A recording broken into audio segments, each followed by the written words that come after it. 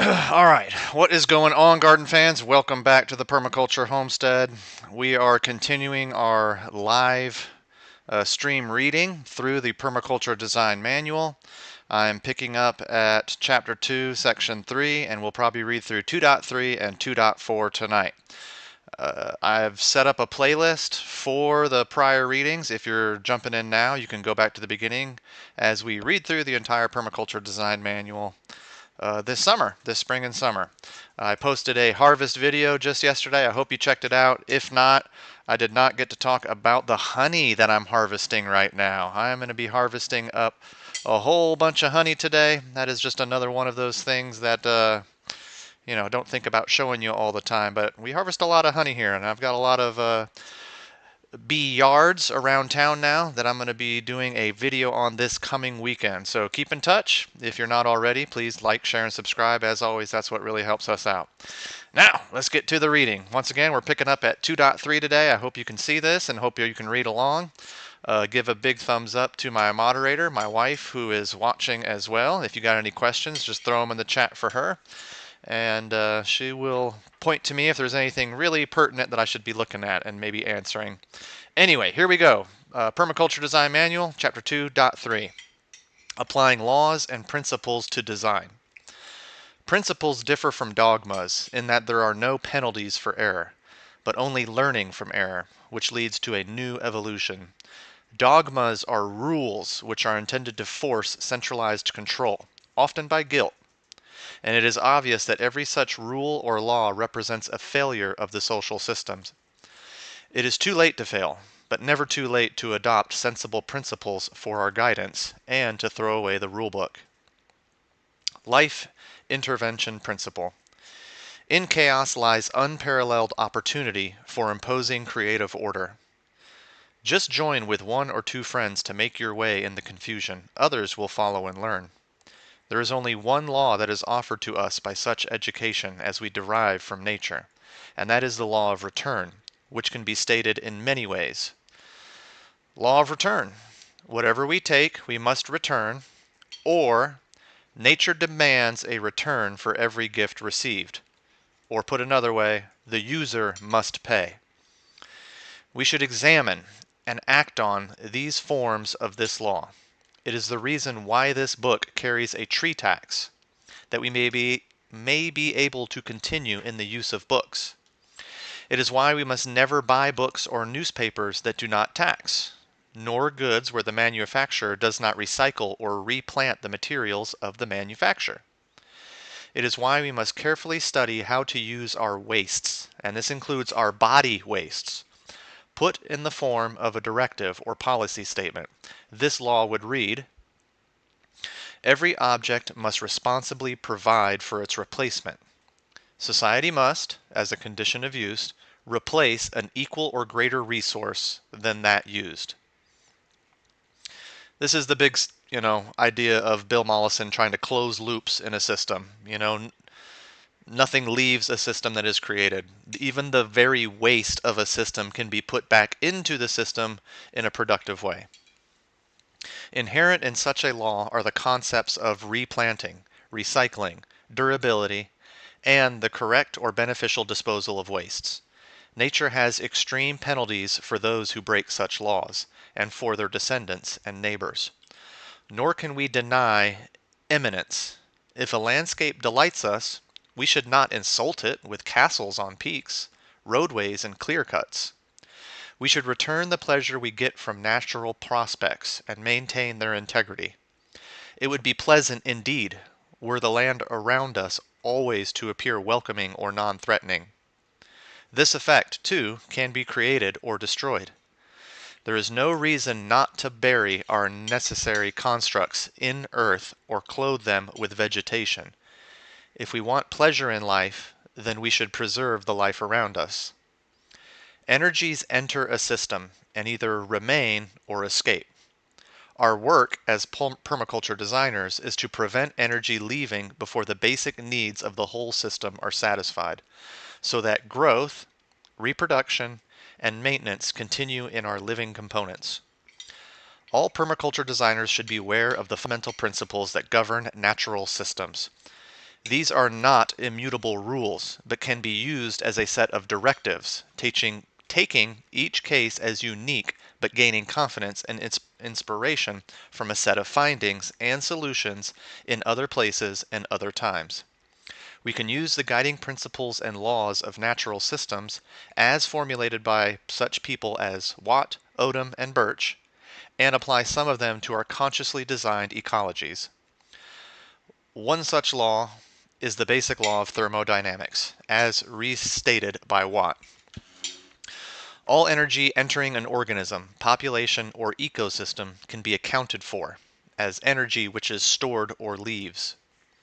Energy can be transferred from one form to another, but it cannot disappear, or be destroyed or created. No energy conversion system is ever completely efficient. As stated by Asimov, 1970, the total energy of the universe is constant and the total entropy is increasing. Entropy is bound or dissipated energy. It becomes unavailable for work, or not useful to the system. It is the waters of a mountain stream that have reached the sea. It is the heat, noise, and exhaust smoke that an automobile emits while traveling. It is the energy of food used to keep an animal warm, alive, and mobile. Thus, ambient and useful energy storages are degraded into less useful forms until they are no longer of any use to our system. The question for the designer becomes, how can I best use energy before it passes from my site or system? Our strategy is to set up an interception net from source to sink. And I talk about source to sink a lot in a lot of my videos. This net is a composed web of life and technologies, and it is designed to catch and store as much energy as possible on its way to increasing entropy, as in figure 2.1. So let me show you figure 2.1 here. Source to sink, he's basically talking about water or energy flowing down a mountain. Here's our source, the top of the mountain. The sink is at the bottom of the mountain. Bill wants you to take water from the source at the top of the mountain and make it take the longest possible path possible to get to the sink. That way we can store some water on a hillside, we can recharge underground aquifers, and keep as much energy on our site as possible before it leaves the system and goes on its merry way. Designing to catch and store energy. The designer's work is to set up useful energy storages in a landscape or building, proceeding from state A to state B. Such storages, available for increasing yields, are called resources. So all these little ponds and paddies and swales that were dug on this landscape are now resources for the plants that you're going to be planting. Let's go back to where we were. Therefore, we designed to catch and quiet Valley Lake. If we made no attempt to store or use it as it passes through our system, we would suffer drought and also runoff. You'd have terrible runoff and you'd be losing topsoil and natural resources. We would suffer drought, have to import it from outside our system, or use energy to pump it back uphill. Although the material world can perhaps be predictably measured, at least over a wide range of phenomena, by applications of the laws of thermodynamics, these relate mainly to non-living or experimentally closed systems. The concept of entropy is not necessarily applicable to those living, open earth systems with which we are involved and in which we are immersed. Such laws are more useful in finding an effective path through material technologies than through life-complexed world. The key word in open systems is exchange. For example, on the local level, cities appear to be open, but as they return little energy to the systems that supply them and pass on their wastes as pollutants to the sea, they are not in exchange, but in a localized one-way trade with respect to their food resource. All cities break the basic law of return. And here again, this is that closed loop system. Food comes into the system and it leaves the system in a city, is what he's trying to talk about here. We eat food, we poop, that poop leaves the system and it goes on downstream, and we don't try to capture that food waste or human waste. Life systems constantly organize and create complex storages from diffuse energy and materials, accumulating, decomposing, building, and transforming them for further use. We can use these effects in the design process by finding pathways or routes by which manure we can leave it on a field. Although this is of productive use, we have only achieved one function. Alternatively, we can route it through a series of transformations that give us a variety of resources. First, we can ferment it and distill it to alcohol, and secondly, route the waste through a biogas digester where anaerobic organisms convert it to methane, of use as a cooking or heating gas, or as fuel for vehicles. Thirdly, the liquid effluent can be sent to fields, and the solid sludge fed to worms, which convert it to rich horticultural soil. Fourthly, the worms themselves can be used to feed fish or poultry. Birch states 6 principles of natural systems. Nothing in nature grows forever. There is a constant cycle of decay and rebirth. Continuation of life depends on the maintenance of this global biogeochemical cycles of essential elements, in particular, carbon, oxygen, nitrogen, sulfur, and phosphorus. Thus, we need to cycle these and other minor nutrients to stimulate growth, and to keep the atmosphere and waters of Earth unpolluted. The probability of extinction of populations or a species is greatest when the density is very high or very low. Both crowding and too few individuals of a species may result in reaching thresholds of extinction. The chance that species have to survive and reproduce is dependent primarily upon one or two key factors in the complex web of relations of the organism to its environment. If we can determine what these critical factors are, we can exclude, by design, some limiting factors, example, frost, and increase others, example, shelter and nest sites. So we can make a home for the beneficials while deterring the non-beneficials. Our ability to change the face of the earth increases at a faster rate than our ability to foresee the consequence of such change. Hence, the folly of destroying life systems for short-term profit. And I always think about the Amazon rainforest when I hear this, or think about this. It's the lungs of the planet. And I tell everybody we don't have a carbon problem, we have a tree deficit. The more trees we chop down and do not replace, the less carbon is being stored up in the system. Number 6, living organisms are not only means but ends. In addition to their instrumental value to humans and other living organisms, they have an intrinsic worth. This is the life ethic thesis so often missing from otherwise ethical systems. Although these principles are basic and inescapable, what we as designers have to deal with is survival on a particular site, here and now. Thus, we must study whether the resources and energy consumed can be derived from renewable or non-renewable resources, and how non-renewable resources can best be used to conserve and generate energy in living, renewable systems. Fortunately for us, the long-term energy derived from the sun is available on Earth if life systems are carefully constructed and preserved. There are thus several practical design considerations to observe. The systems we construct should last long as possible and take the least amount of maintenance. These systems, fueled by the sun, should produce not only their own needs, but the needs of the people creating or controlling them. Thus, they are sustainable, as they sustain both themselves and those who construct them. We can use energy to construct these systems, providing that in their lifetime they store or conserve more energy than we use to construct them or to maintain them. The following are some design principles that have been distilled for use in permaculture. Number 1, Work with nature rather than against it. And I know you've heard me say that in a lot of my videos before. We can assist rather than impede natural elements, forces, pressures, processes, agencies, and evolutions. In natural successions, grasses slowly give way to shrubs, which eventually give way to trees. We can actively assist this natural succession, not by slashing out the weeds and pioneers, but by using them to provide microclimate, nutrients, and wind protection for the exotic or native species we want to establish. If we throw nature out the window, she comes back in the door with a pitchfork. My favorite, Masanobu Fukuoka. For example, if we spray for pest infestations, we end up destroying both pests and the predators that feed on them.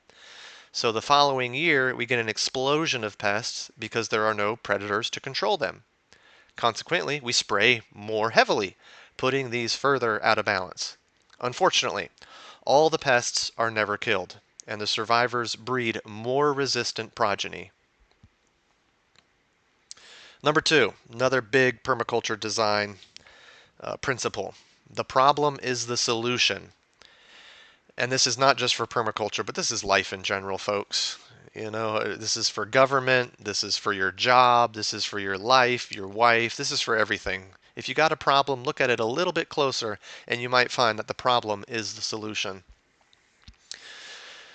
Everything works both ways. It is only how we see things that makes them advantageous or not.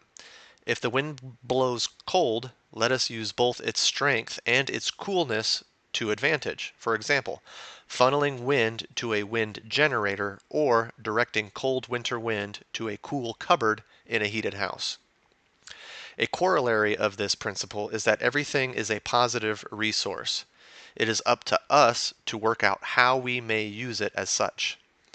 A designer may recognize a specific site characteristic as either a problem or as a unique feature capable of several uses. Example, jagged rock outcrops. Such features can only become problems when we have already decided on imposing a specific site pattern that the rock outcrop interferes with. It is not a problem, and it may be an asset if we accept it for the many values it possesses. The problem is the solution. Is a Mollissianism implying that only our fixed attitudes are problems when dealing with things like rock outcrops. A friend has included several natural boulders in her home with excellent physical, aesthetic, and economic benefit. The builder would have removed them as problems at great expense. Number three, make the least change for the greatest possible effect. For example, when choosing a dam site, select the area where you'd get the most water for the least amount of earth moved. And I feel like I need to kind of come up to this photo again and just talk about dams, swales, paddies. You know, you can store your water in the landscape in a very, nature will show you where to put your dams, your swales, and your paddies. If you look at key lines, you will start to be able to read topography and you will know where things need to go. Work with nature, not against it. Number four, the yield of a system is theoretically unlimited. True. The only limit on the number of uses of a resource possible within a system is in the limit of the information and the imagination of the designer. If you think you have fully planted an area, almost any other innovative designer can see ways to add a vine, add a fungus, a beneficial insect, or can see a yield potential that has been ignored. Gahan Gilfetter at the Garden of Eden in Australia found an unsuspected market for cherimoya seed, required by nurseries as seed stock for grafting. This made a resource from a waste product derived from damaged fruit. Number five, everything gardens.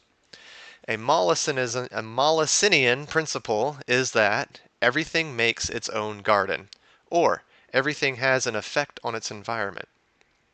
Rabbits make burrows and defecation mounds, scratch out roots, create short swards or lawns, and also create the conditions favorable for weeds such as thistles. People build houses, dispose of sewage, dig up soils for gardens, and maintain annual vegetable patches. We can use the rabbit directly as food to help in fire control, to prepare soil for thistles, cardoons, and globe artichokes, and to shelter many native animal species in their abandoned burrows. Rabbits maintain species-rich moorland swards suited to many orchid and other small plants. It is a matter of careful consideration as to where this rabbit and ourselves belong in any system, and if we should control or manage their effects or tolerate them. When we examine how plants and animals change ecosystems, we may find many allies in our effort to sustain ourselves and other species. See Figure 2.2. Let's go over to Figure 2.2 just to take a peek at it. Everything garden. Plants developed by each species are maintained in similar deflection states as lawn, prune trees, flat weeds, and characteristic herbage around dwellings. Um, I have a rabbit tractor. If y'all have been here for a while, you've probably seen my rabbit tractor system on 2,000 square feet. My rabbit is in essence doing all these things that he was talking about. It's preparing the land for me. The rabbit chews the weeds, scratches, fertilizes with their poop, and I move the rabbit tractor and I plant directly where the rabbit was. So here again, this is kind of closing loops and using rabbits to maintain my garden here. It also makes my job a lot easier. Anyway, moving on to chapter 2-4. Here we go. Last one for tonight. Everybody doing good, hun? Anybody got any questions? No questions. Got it. All right, here we go. 2.4. Let me get a drink myself.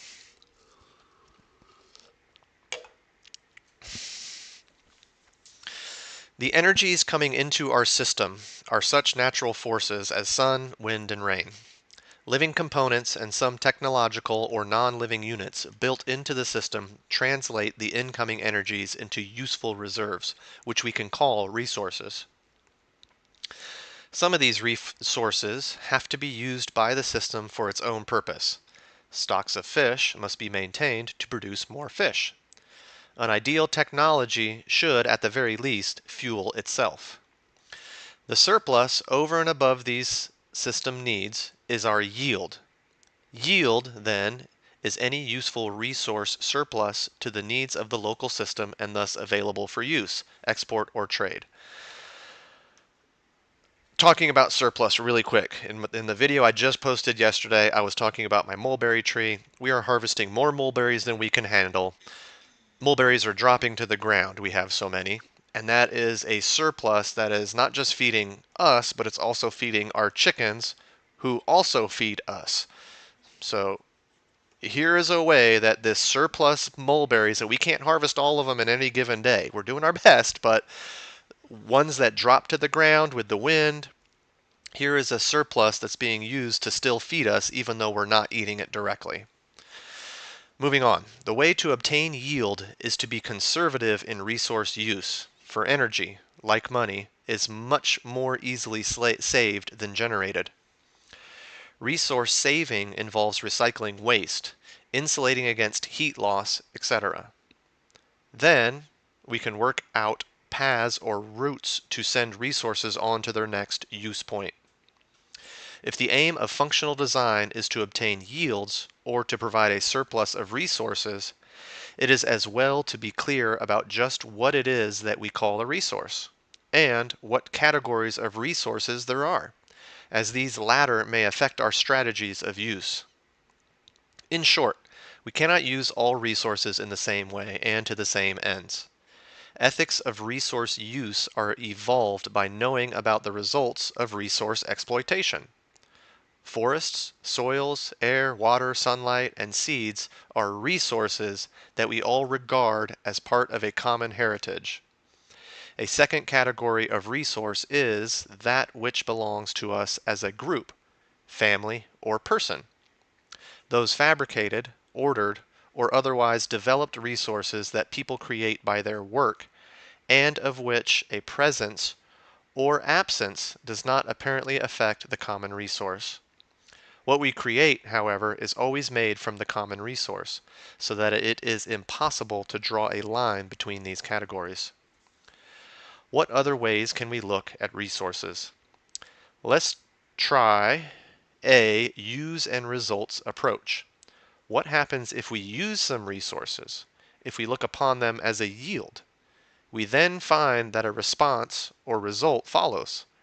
Resources are 1. Those which increase by modest use. Green browse is an example. If deer do not browse shrubs, the latter may become woody and unpalatable.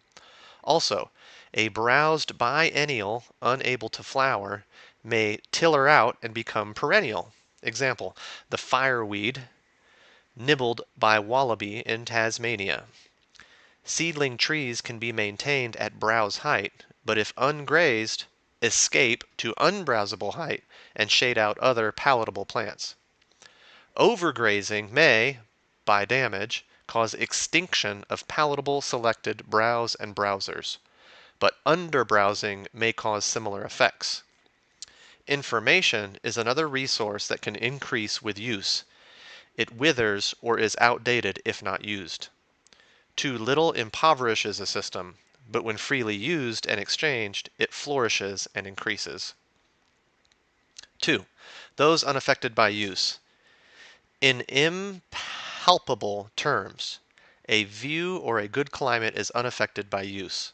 In palpable terms, the diversion of a part of a river to hydroelectric generation or irrigation, the water returned to the stream after use, is also unaffected, as is a stone pile as mulch, heat store, or water runoff collector. A well-managed ecosystem is an example of resources unaffected by use. Number 3, those which disappear or degrade if not used. For example, an unharvested crop of an annual or a grass which could be stored for winter, eruptions of oceanic fish, swarms of bees or grasshoppers, ripe fruit, and water runoff during rains. So I like the swarms of bees. Here again, I'm harvesting honey.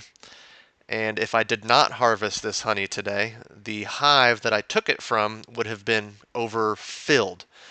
The bees have filled up the box to its maximum capacity. If they don't have any more space to grow, they're going to swarm. Half the bees are going to run away. As a beekeeper, I have to provide more space for the bees to grow. I harvest. For example, a fish or game stock unwisely used, clay deposits, mature forests, and coal and oil. 5. Those which pollute or destroy other resources if used, such as residual poisons in an ecosystem, radioactives, superhighways, large buildings or areas of concrete, and sewers running pollutants to the sea. Categories 1 and 3 are those most commonly produced in natural systems. And let's go back to there real quick. 1 and 3, those which increase by modest use, those which disappear or degrade if not used. Categories 1 and 3 are those most commonly produced in natural systems and rural living situations, and are the only sustainable basis of society. Categories 4 and 5, those reduced by use, those which pollute or destroy other resources if used, are as a result of urban and industrial development, and if not used to produce permanent beneficial changes to the ecosystem, become pollutants. Some are permanent pollutants in terms of the lifetimes of people. Think oil dumping or tire dumping. That's what he's kind of getting at here. These are resources which pollute or destroy other resources if used, and if not recycled properly. It follows that a sane society manages resources categories 1 to 4 wisely, bans the use of resource category 5, and regulates all uses to produce sustainable yield. This is called resource management and has been successfully applied to some fish and animal populations, but seldom to our own lives. Investment priorities can be decided on the same criteria at both the national and household level. What's going on, hon? We got a question? Rex has a question for you. It says, do you ever brew mead from your honey? Do I ever brew mead from my honey? I have not done mead from my honey yet, although I do have the friends in my circle that want to do it. I will likely do it at some point. Currently, I am just trying to store up as much of it as I can so that we have what we need for the year, and I can sell off the abundance to pay for the woodware, pay for my time and effort managing all these bee yards I got. Yeah, good question. I haven't done mead yet, but I will at some point. Moving on with the manual, we are at Policy of Resource Management. A responsible human society bans the use of resources which permanently reduce yields of sustainable resources. Example, pollutants, persistent poisons, radioactives, large areas of concrete and highways, sewers from city to sea. Okay, we just talked about this. Failure to do this will cause society itself to fail, so that programs of highway building and city expansion, the release of persistent biocides and loss of soil will bring any society down more surely and permanently than war itself. Immoral governments tolerate desertification and land salting. Concreted highways and city sprawl, which take more good land permanently out of life production than the loss of territory to a conqueror. Immorality of this nature is termed progress and growth, to confuse the ignorant and to supplant local self-reliance for the temporary ends of centralized power. The key principle to wise resource use is the principle of enough. This is basic to understanding societies in chaos or systems in disorder. Today, superhighways and overpasses in Massachusetts alone need some $400 billion to repair, and the collapsing sewer systems of London and New York some $80 billion. Neither Massachusetts, London, nor New York can raise this money, which shows that an unthinking historical development strategy can cripple a future society. Today's luxuries are tomorrow's disaster. Principle of disorder. Any system or organism can accept only that quantity of a resource which can be used productively. Any resource input beyond that point throws the system or organism into disorder. Oversupply of a resource is a form of chronic pollution. Both an over and undersupply of resources have much the same effect, except that oversupply has more grotesque results in life systems than undersupply. To a degree, undersupply can be coped with by reduced growth and a wider spacing or dispersal of organisms, but oversupply of a resource can cause inflated growth, crowding, and sociopathy in social organisms. In people, both gross over and undernutrition are common. Ethical resource management is needed to balance out the pathologies of famine and obesity. And that brings us to 2.5, garden fans. I'm going to stop on that note. I appreciate y'all coming out for today's live stream and reading with us through the Permaculture Design Manual. I'd certainly like this new streaming platform that I can show you the book with me and we can read along together. Certainly at a later date, I'm sure people will enjoy being able to see this PDF version of the Permaculture Design Manual for free, which is what it should have been and is ultimately free. It should be free for everyone to be reading, and everybody should read this. Any questions before I sign off? Any questions from the chat, hun? I don't have the chat pulled up right now. You got it. Well, thumbs up to all of you watching. If you're still here, please like, share, and subscribe. As always, once again, that's what really helps us out. YouTube has decided to demonetize me because what I'm reading about and what I'm doing on my channel is so radical that they can't pay me for it. So please share this content if you can. That's what really helps us out. Appreciate y'all watching. We'll see you next time. God bless.